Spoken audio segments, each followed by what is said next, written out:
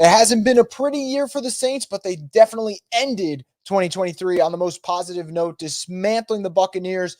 I don't think the scoreboard tells the full story. This might have been the best win of the season for Dennis Allen and the Saints. We'll talk about it right here on the Straight Up Saints podcast. You're listening to the Straight Up Saints podcast.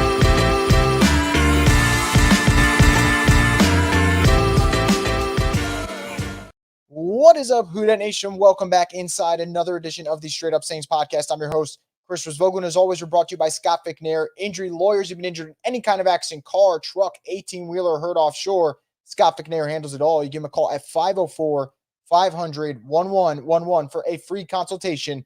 They'll always fight for the win. So backs against the wall. If the Saints lose, they're not making the playoffs. The Buccaneers are the team representing the NFC South. And what do the Saints do despite all the drama? People like me getting aggravated about Dennis Allen's future. They come out there and they play a complete game. Defense was excellent throughout the entire match. I don't care about the last 2 minutes of garbage time. Special teams came to play. Derek Carr looked really sharp for a lot of it.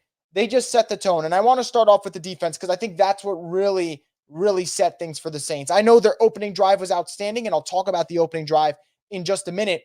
But what the Saints did from the jump that really changed things was they took the run game out of it for Tampa. And oddly enough, Tampa kept trying the run and seeing if they could get it going. It never really happened. But because of that, you make them one-dimensional. You let your defensive line kind of pin their ears back, go after Baker Mayfield. And they made his life hell. I thought Baker Mayfield's had a tremendous season so far. This was easily the worst he's looked in at least a month. 2 interceptions, albeit one of them was tipped. Looked out of sort on a lot of plays. Even his best plays, he had to escape about 2 sacks and run towards the right and gain, 5 yards, 6 yards. The Saints didn't give him anything easy. Mike Evans was honestly neutralized for most of this game. He had one big reception in the second half that went for 30+, but other than that, he was really a non-factor, and that's without his father, Marshawn Lattimore, playing in this game. So Saints defense, all around outstanding. There was a moment in this game, I thought the Bucs were gaining a little bit of momentum. They were starting to put something together. And Jonathan Abram forces a fumble, which I did not expect to happen. So all around, stout performance from this defense. I thought the linebacker play was mostly great outside of course, matching up Pete Werner versus Chris Godwin. That's not what you want. But I thought DeMario brought it. I thought the secondary brought it. And defensive line, whether it was Granderson making plays, Brian Brzee making plays, Zach Bond picking up another sack and showing that he could be a good edge rusher. I thought the Saints defense looked really sharp, and I'm definitely proud of the way that unit played. And this is something that you wanted to see all year. I thought when the Saints struggled, take last Thursday, it's the defense not playing up to their standards, I would say. And that's where you get surprised. So for them, they played up to their caliber, the type of defense that a Dennis Allen coach team wants to play. And I got to tip my cap to them for that. I thought that's where they really sent the message today, playing excellent defense, making the Bucs be one-dimensional, and then just kind of go from there and win time of possession for a good amount of this game, especially in the first half. It felt like the Saints were just controlling the ball all the way through. So defense set the tone, no doubt about it. Loved it. But like I said, you got to play a complete game. And in order to play a complete game, you also need your offense to show up. And I thought Derek Carr, what he did in the first half was sensational. He was 17 for 21, 140 yards, 2 touchdowns. He had the pass on third down to Juwan Johnson for the first touchdown on a beautiful opening drive. And his second touchdown, left corner, facing the blitz, puts it perfectly for Taysom Hill to put them up 14-0. That might have been one of his best throws of the season. And I think for Derek Carr, I'm not going to look at the full numbers of this game and say, well, the yardage wasn't over this amount. Screw it. First half, he was so good that the Saints were able to play a conservative style of football where it's control the clock, run it down, don't worry about airing it out and making mistakes. And I thought Derek did a really good job today. This was one of the best games he had in the Saints uniform. And I would say as far as this, the way the Saints played today, that's what we all hoped they would have been this season. And they weren't, and you can't change what's been done. It's already week 17, and you're going into the finale next week. But the way the Saints looked on Sunday against the Bucs, with the defense playing that swarming attacking style football, with Derek Carr giving you good production at the quarterback position, that's what we wanted the Saints to be this year. And it's a little bittersweet because you're obviously happy about playing spoiler and keeping your season alive and having a puncher's chance at the division. But you also sit there and you go, man, what could have been? Because this was the complete performance I wanted to see. And what I will say about Derek Carr right now and the way he played today, I know Saints fans will be frustrated and say, oh, this preserves DA's job. This does that. The Saints were probably keeping DA anyway. And the Saints are stuck with Derek Carr next year, regardless whether people like it or not. And you want to see flashes of Derek Carr actually looking like a good quarterback like he did today, so you could have some reason to go into next season and not feel like it's going to be a complete waste of your time. And I thought Derek Carr looked like the superior quarterback today, which is what the Saints paid for. Remember, the Saints went out to get Derek Carr because in an NFC South with a lot of inferior quarterbacks, he was supposed to be a tier above those guys. Today, he looked like that guy. So I thought Derek Carr showed a lot of promise. Some of his incompletions for the most part in good spots, didn't really make any throws where I'm like, oh God, don't do that again. Maybe there was one that he threw over the middle that could have nearly been intercepted. Other than that, efficient game, what you want to see from the Saints. So kudos to Derek Carr, kudos to the Saints defense. It just leaves me wondering, man, what could have been if this Saints team played with an ounce of consistency this year, because they've been all over the map. Last Thursday, they look just lifeless at times against the Rams. Today, they were the better football team the entire time. And I can't help but wonder if that team played a consistent style of football, would this have been the game where they wrapped up the division on the road in Tampa, sending the home fans, back home disappointed? That's what could have been the case. But it wasn't meant to be. But for today, it was. And the Saints do keep their playoff hopes alive, even if it is somewhat slim, because who the hell trusts the Panthers? Now, next week, Saints play the Falcons. Falcons looked god-awful today against the Bears. I think they're going to fire Arthur Smith after this season's over. They'll probably start anew. They need a quarterback. We all know that. We're not breaking any boundaries with those comments there.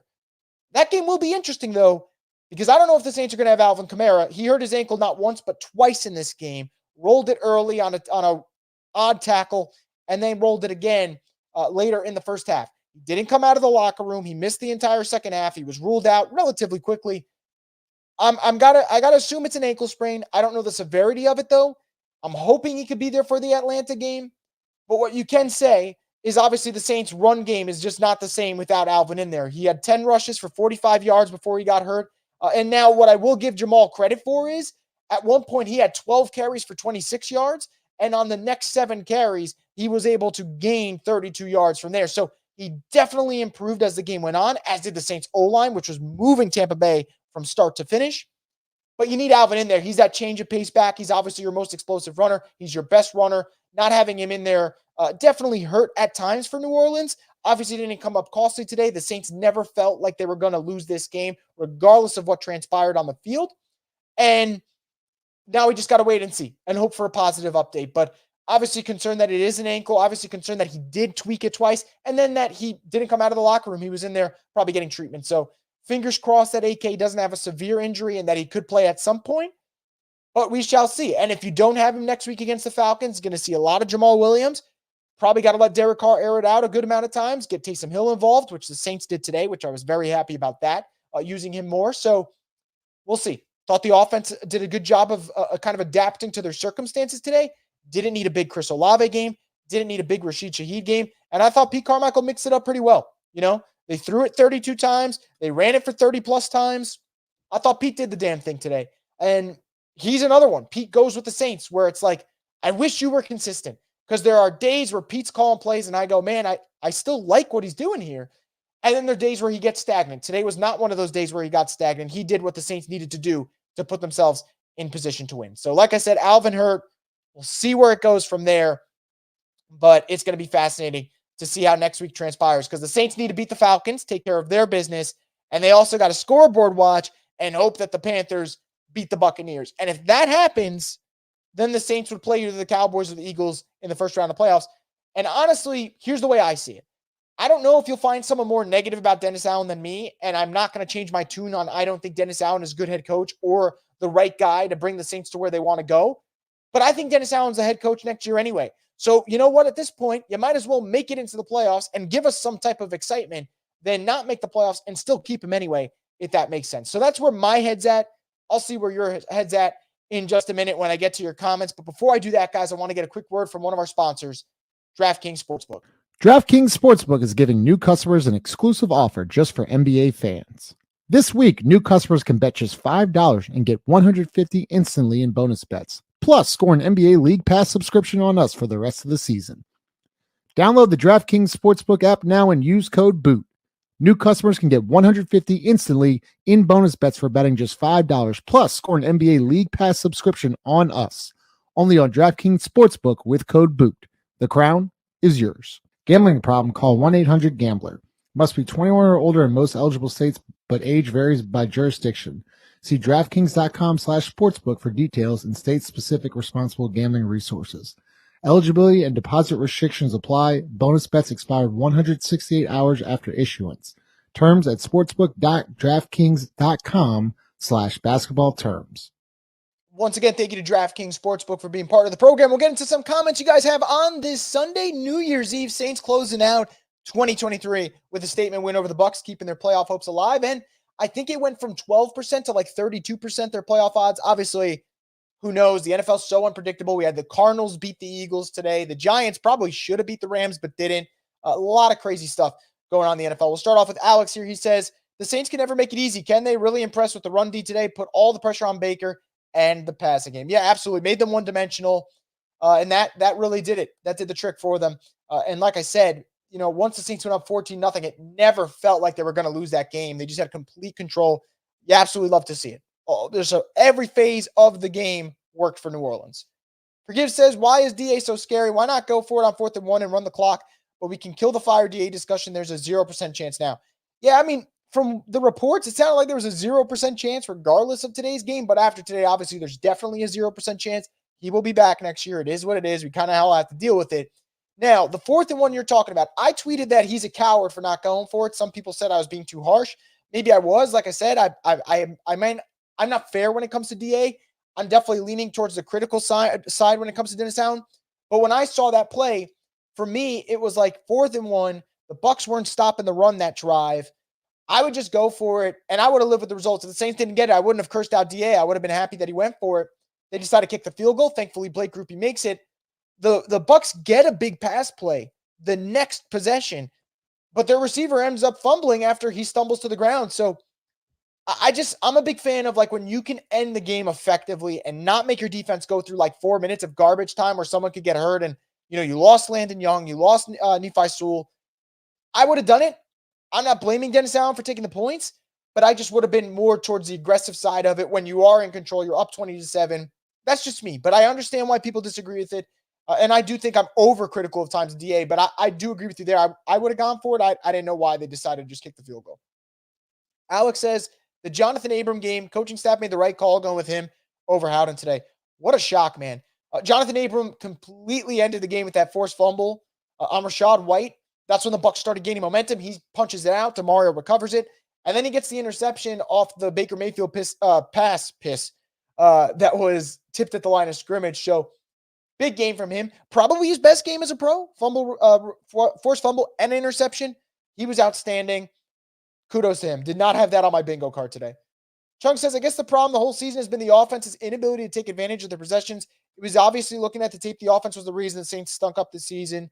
Dennis Allen needs to fire Pete ASAP. I don't know. I think the Saints as a whole weren't consistent this year, right? Like take last week. Yeah, the offense looked better this week than it did last week against the Rams. Rams offense just torched the Saints defense though. And I could go back to a bunch of games this year where I thought the Saints defense didn't bring it. The Jaguars game, they did not bring it. The first half of the Texans game, they did not bring it. The Lions game, they did not bring it. Vikings game, offense and defense stunk it up. Like, I think the Saints as a whole didn't live up to things this season. I don't want to just put it on to just one unit as to why they're not a playoff team at the moment or why they may not make the playoffs. I think collectively the Saints struggled this year at times. Special teams had moments. Blake Grupe missing kicks. Lou Edley not flipping field, something he did well today. So I think it was a collective thing, not just, the offense. Ryan says, every Saints fan has to accept that DA is coming back after today. Even if they lose next week, he's basically a lock now. I agree. He will be back. Derek says, well, another year of pain. We're going to beat the Falcons next week and not even get a top 15 pick. Can't wait for the Saints Twitter copium to tell us it's all turning around the 5th time this year. Yeah, I won't do that. Look, I do think the Saints are going to beat the Falcons next week. When I was predicting the final 4 or 5 games of the year, I said that was going to be a win. I think Atlanta looks broken right now. I think the Saints will beat Atlanta. But it's that Panthers game, right? Like, does that end up being a meaningless win? Or do the Panthers shock the Buccaneers? And you know what? That isn't a meaningless win because then the Saints are in the playoffs. So we shall see how that all unfolds, but it's going to be fascinating nonetheless. Chung says, DA is safe. Pete's gone. Hopefully they find someone good to call plays. Probably be gone. We'll see how the Saints kind of assess that. Alex says, man, that Packers loss keeps looming larger each week. Would be in great position if that was a win. Yep. It's going to sting for the entire season. And we kind of said that. I think a lot of us fans were like, one of those close losses the Saints had at some point is going to bite them in the ass. Or maybe the comebacks that fall short. Maybe one of those that fell short, that was going to bite you in the ass. It's going to get him at this point, right? Like, I think the Saints will beat Atlanta. I can't make that more clear than I already am. I just don't trust the Panthers to beat the Falcons. I don't think the Panthers look like an NFL team right now. Obviously, I'm going to be rooting hard for the Panthers on Sunday, but they don't look like an NFL team right now. Saints 41 says, good game, but why can't a DA coach team finish? They dominated 55 minutes of this game. Usually I get on their case for it. I'm not really worried about the last 5 minutes. I'm not. They did what they had to do. Still won by 2 possessions. I'm cool with it. I'm not going to get on them for that. Jerry G says, yes, staying alive. I agree. Keeping the season alive. K Rosie 88 says, didn't like the defense letting up at the end, and that offense looked completely different without AK. It did look different without AK, but what I will say is the Saints clearly said we're just going to play ball control. And I kind of am okay with it because you weren't giving up anything on the defensive side of the football. So when you're up 20-0 and the Bucs can't move the ball, I'm totally cool with you deciding to just control the clock, make sure you don't have any high turnover caliber plays, which the Saints didn't have any of those really. I'm cool with it. Usually, I'm like, keep your foot on the gas, be 100% till the end. I'm okay with the way the Saints played on offense in the second half. Don't have any stupid turnovers that give a lifeless Tampa Bay team a jolt of energy, Anthony says Carolina's not beating Tampa. I kind of agree with you. Carl says, damn it, they pulled me back in. Nice win today. Wish they would have gone for it instead of a field goal. I agree on both accounts. I think it's a great win for the Saints. It's probably their best win of the year, in my opinion, given the circumstances of you need a win to keep your season alive. The Bucs can win the division right then and there. So I think it was their biggest win. But yeah, I mean, I would have gone for field goal, but you know what? Saints did the thing. Logan says, Saints look good today. I wish they would have utilized Shaheed better, though. The run was set up so well that deep shot should have been taken. They look good, though. Yeah, I mean, Greg Olsen kept saying that on the broadcast, wondering if they're going to take a shot. That's just not what they wanted to do today. The Saints went tight end heavy. Juwan Johnson was outstanding. Taysom Hill had a good game. Not really an Olave game, not really a Shaheed game. I think that's okay. The Saints didn't really necessarily need that. So, I don't want to really nitpick when I think they did a good job of finding matchups they liked. They clearly liked the Juwan one, and Juwan feasted against Tampa Bay. Saints 41 says, hey, Chris, DA's got that W against a winning record team. He does. And look, for me, I'll take this. And I said it with DA. Win your division. You lost one to the Bucs. You lost one to the Falcons. If they took care of their division this year and swept it, I know it's so hard to sweep your division. We wouldn't have to worry about playoffs. They'd be in. So, I'm going to give him credit for this win. I think this is a good win. I thought his defense looked great finally. So this is definitely one of those where if you're negative about DA, you just don't really say much today. And you take it what it is. Got a super chat from Carl Marky Marks. He says, I hate this so much. Bucs sold out. Worst outcome. Look, I understand the frustration. I'm not a DA guy. I think I've said fire Dennis Allen about 1 million times this season. I'll probably say it 1 million more times this offseason. But they're probably going to keep him anyway. Every report indicated that. Like, if I go back to what Ian Rappaport did yesterday, this is what he had to say about the Saints. He said, Saints owner Gail Benson and general manager Mickey Loomis are supporting Dennis Allen all the way through, and that hasn't changed during a season that began with the suspension of their best offensive player, Alvin Kamara, included a variety of injuries to Derek Carr, and featured countless variations to the offensive line and front seven looks due to more injuries. So, excuses, whatever.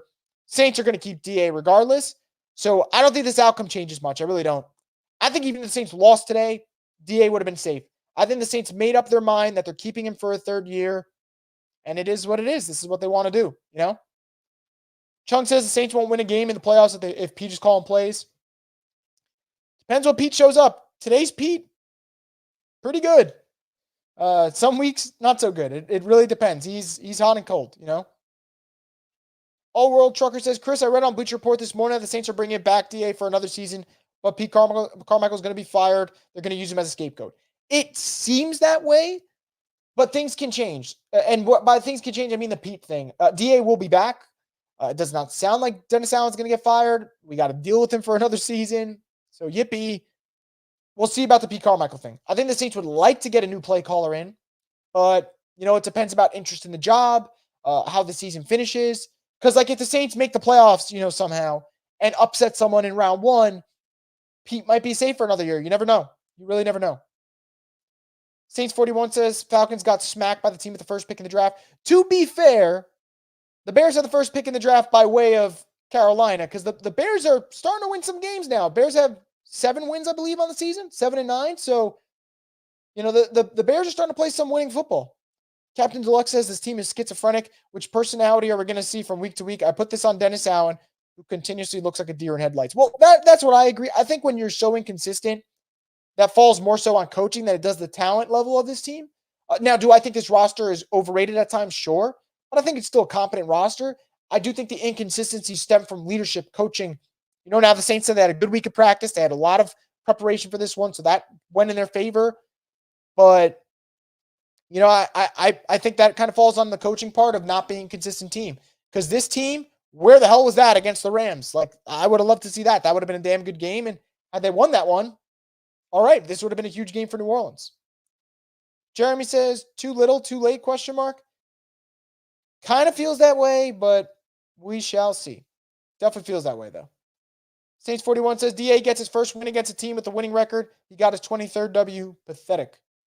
Derek Butt says, I complain about Carr, but I'm not judging him as long as DA and Stinky Pete are making the calls. I think that's fair. Look, I thought Carr looked pretty good today. One of his better games. Didn't have a turnover. Was pretty efficient in the red zone. Made some big-time throws against pressure today, which is what you want to see. He was getting the ball out quick. A lot of one-read throws that he excelled in. I thought Derek played well, and I would be surprised if on a rewatch I would think differently of that. I thought Derek had a really good first half. Arguably his best half as a member of the Saints. I thought that was a really good performance from him. I got to give Carr credit. Saints 41 says, by the way, the Panthers are not beating the Bucs unless Tyron knocked Baker out for next week. Yeah, I don't think the Bucs will lose to them, but we'll see. We'll see. Mello says, Alvin ankle injury, ? It does seem that way. I think he sprained his ankle, kind of got rolled up on one of those plays. Hopefully he's all right. We'll have to see. Ankle injuries are pretty damn tricky. Javier says, looks like a Seahawks loss, and I don't know who I'd rather have lose with Vikings game, but it's so complicated, it just pisses me off. So I hope we beat the Falcons and hope for mayhem. I'm numb to it. Seems to be the way to go, man. Mo says, unfortunately, too late for us. Should have had this effort versus the Packers in the first Falcons game. Bucs aren't going to lose to the Panthers. Probably not. I'm not going to say you got to have faith. What I will say is go into next week. You obviously want to beat the Falcons. Expect the Buccaneers to beat the Panthers. You hope for the best, you expect the worst, and you see what happens, Saints 41 says, will DA take another shot at the Saints fans? I hope not, but who the fuck knows? I mean, he can if he wants. I really don't care at this point. If that's what he's got to do to motivate him, so be it. Living Sacrifice says, if they build on this, then put the right pieces in place, especially OC, then all should be well. I still have reservations about DA. I think today was a really good win. I like the way the defense played. The Saints got to get better in the trenches, though. Now, today they were really good in the trenches, and that's why they won this game. Defensive line was feasting. Offensive line was moving people back. So they were great in the trenches, particularly today. But I think the Saints just aren't good enough in the trenches season long, and that's part of the reason why they've struggled this year. Offensive line hasn't lived up to the potential or I'd say the value they have spent at those positions. You got a first-round pick on the bench. Ruiz has struggled at times. Ramczyk could end up retiring, so that hurts. Defensive line-wise, Cam Jordan is on his way out, in my opinion, in terms of how he's playing, not his extension. Granderson's been good. Brzee has flashed at times. Shepard's been okay here and there. Same thing goes, for Colin Saunders. But today they were great in the trenches. They got to be better long-term, though, if they're going to kind of fix this thing. So that's where I'd kind of like to see them, put some resources in the offseason. Mo says, we also don't have any tiebreaker advantage over the Rams, Packers, or Vikings. Too much has to happen. We'll say we went 9-8, but things didn't go our way, even though we had the easiest schedule in the NFL. Kind of feels that way. And I think, that's part of the problem. And I don't know if I tweeted this. I had it queued up. If I didn't tweet it, that's because I was trying not to be too negative, because I know I get blasted on Twitter for being too negative. I think the Saints losing all those games to middle tier teams is probably what sinks them this year. Losing to the Vikings, losing to the Packers, losing to the Texans, losing to the Jaguars, losing to the Falcons, losing to the Bucks. Like a lot of losses to middle tier teams. And that's usually what kind of sinks you. Javier says for playoff purposes, New Orleans, a Seahawks loss and a Vikings loss. Then they both have to do the same thing week 18. For all possible scenarios, I think the Bucks losing is the most immediate thing. Yeah, the Bucks is the one you want. You get a home playoff game in that situation. It's just the most straightforward one. And a home playoff game in the dome, that's pretty cool, regardless of the situation. Got a super chat here from Brian. Brian, thank you for the support, man. He says, don't want to be negative today, but Lamar could have his second MVP and a ring, and we passed on him for Davenport. Well, I think he definitely will have his second MVP. He locked it up today. I mean, what he did today against the Ravens, 5 touchdown passes, just looked outstanding. That's a lock. He'll get his second MVP. A ring, we'll see. Ravens look like the team to beat right now with the way that they're playing, ferocious style defense. The offense is clicking on all cylinders. So that could happen. Even if he doesn't get a ring, obviously you look at that draft and Marcus Davenport, man, what could have been? Because you could have had a different player and you also wouldn't have had to invest that extra first-round pick that the Saints did. That's why he always got called to first, because he, cost 2 first. So it stinks. Kind of upset you brought it up, Brian, because who the hell wants to think about Davenport right now? But you are right. Like, it definitely stings to think that Lamar's balling. Lamar is about to be a 2-time MVP. And the Saints got a guy who can't play on the field. Now, what I will say about Marcus Davenport, and I'm not saying this is like a saving grace thing. This just goes to show that it's just broken for everyone. He can't even play for the Vikings. Like, he doesn't even see the field for them because of his injuries. Like, it's not like he left the Saints and magically got healthy. It just looks like it's never going to work out for him. And that will obviously go down as a huge bust. So, that's just where we're at. Hav C735 says, imagine if we beat Green Bay earlier this season. Yep, would have been a whole new ball game. You're looking at a win and you're in for next Sunday against the Falcons. And man, that would have been lovely. The energy would have been contagious in the Saints Twitter, bro. No matter how negative things have gotten, how frustrated we have gotten as fans, people would have been pumped up. All World Trucker says, one more thing. I bought my PS5 yesterday and Spider-Man 2 and just beat the main story in 5 days. That Venom final boss fight was hard as hell. I have not gotten around to that. I am super slacking. I'm playing a lot of Fortnite. I need to get to Spider-Man 2 at some point. I also got the new Zelda game, so I got to play that on the Switch. I have not played in the Switch in a while, so I'm slacking on my video games. Once the Saints season ends, I'll definitely catch up for sure. No cap, no filter said, had Palmer in fumble, we'd have a different discussion. Yeah, I had to go for it in that situation, shake my head. Possibly. Thankfully, it didn't get to that point. Randy says, so with us losing to the Packers losing to the Bucks, and us beating the Bucks, what does this mean for our playoff scenarios? Well, I think right now, let me just pull it up. I believe the best case scenario for the Saints is probably Packers beat the Vikings this Sunday night, but then lose to the Bears next weekend. Vikings probably just lose out.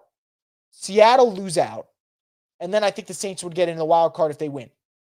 Now, the easiest scenario, but it's also hard because you don't expect it, is the Saints take care of business against the Falcons and the Bucks lose to the Panthers. Horace says, I'll say I don't like Carr at all, but Carr and the offense did their thing and the defense did their thing as well. Yep, I agree. And look, that's all I'm saying, right? Like, people could be negative about Carr, just like I've been a lot this season, but say when he plays really well, like he did today, he looked like a really good quarterback today, he's going to get my respect. That's how it works. That's like kind of how this NFL works. This is a what have you done for me league lately for all fan bases. It's not exclusive to the Saints. It's not exclusive to Derek Carr. That's how it is. Star Wars Satan says, people who hate Carr are just racist. His stats are better than half the league. All right, well, I don't know about the racist part. And in terms of his stats better than half the league, stats can be misleading. I do not think he's been better than half the league at quarterback this year. I do think Derek Carr's played a lot better the last month of the season. The last month of the season has probably been the best stretch he's had as a member of the Saints. But we shall see. If he can keep this going, he will slowly but surely win people over. That's how kind of the quarterback position goes. When you're playing well, everyone loves you. When you're not playing well, everyone's on your back, kind of waiting for you to falter. And that's just kind of how it goes down. Horace says, I was like, the Saints need MT, but after today, I know they can do it without MT next year. Look, I love Michael Thomas, one of my favorite Saints players I've watched. it's okay to say that, like, it's time to go. And I don't even know if really they need him to be back in there right now. I think the offense has found something with their tight ends. I think Shaheed and Olave are more than capable of being those wide receivers for them. So we'll see. And A.T. Perry, it wasn't a great game for him today, but the last like couple of weeks, he has like one huge catch a game. So let the rookie kind of get his opportunity here. If Mike's ready, great. If Mike's not ready, so be it. He'll probably play for someone else next year. Joe says, holy crap, we beat a team above 500. They did. A little bit of a stunner there for sure. N8 says, do we know if there is any wildcard potential in case we lose the division? There is. Like I said, you need the Seahawks to lose out. You need the Packers, I believe, to win today and then lose next week. Vikings got to lose out. So those are all the variables there for the Saints. Captain Luck says, kudos to Dennis Allen for once again having the best player on the team, Taysom, spend most of the game on the bench. I thought Taysom's usage was a little bit better today. You know, I thought it was definitely better. Playoff scenarios, I went through that before. Obviously, had they just beaten one of Green Bay or Minnesota, we don't have to worry about this shit, but we kind of do now. Star Wars Satan says, for wild card, we need the winner of the Green Bay-Minnesota game today to lose next week, and we need Seattle to lose their last two. Not going to happen. We'll see. Seattle's currently losing right now, although I do think they're getting in position here to potentially tie it up. And then next week, Seattle plays Arizona, and you might say that's an easy win for Seattle, but Arizona just went into Philly, down 21-6, came back and beat the Eagles. So who knows? Who knows? We shall see. No Cap, No Filter says Ryan Tannehill bench, Bryce Young, two-time rookie. Mac Jones bench, Gardner Minshew backup, Tyson Bagent backup, Tommy DeVito third-string backup, bench Baker Mayfield stopgap starter. Don't overcomplicate. I think that's fair enough. But what are we gonna do, man? What are we gonna like? This is the situation the Saints are in. There's nothing we can change it. Like I said, they had an easy schedule this year. They didn't really take advantage of it. The wins they've had against their inferior teams, the middle tier teams, had they just beaten one or two of those, they're a playoff team already. But it just is what it is. Bayou Boys 504 says again, DC is not the problem. He hasn't been the problem the last couple weeks. I don't think so, but he was a problem earlier this season. He was not the problem. He was a problem, not the problem though. So I agree with you on the problem. He was a problem for them. Right now, he's not a problem though. He was a solution today for sure. N8 says, what changes in the offseason do you expect to happen? Probably a new OC, new offensive tackles. God knows what happens to Trevor Penning. I got no idea. I think you got to get younger on the defensive line.